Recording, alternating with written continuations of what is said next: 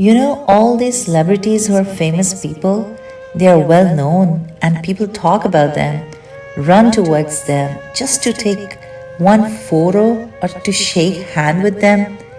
You read about them, you know them well. You follow them on Instagram like Ronaldo with 500 plus million followers. Even Saudi Arabia is changing his laws to accommodate him living there. So these people are actually stars who work hard in this world to fit in a criteria to become the stars of this world.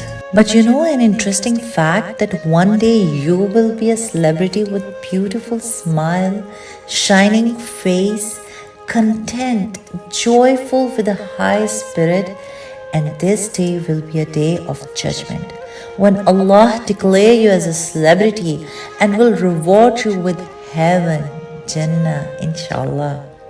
All you need to submit to Him, because Allah said in Quran, Surah Tawbah, verse 112, those who repent, those who worship, those who praise Allah, those who journey in Allah's way, those who bow in ruku, those who prostrate in sajda, those who order to do good and forbid the unfair, and those who preserve the limits prescribed by Allah and give the good news to the believers.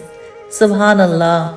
We Muslims will shine like stars and will be celebrities on Day of Judgment. Inshallah.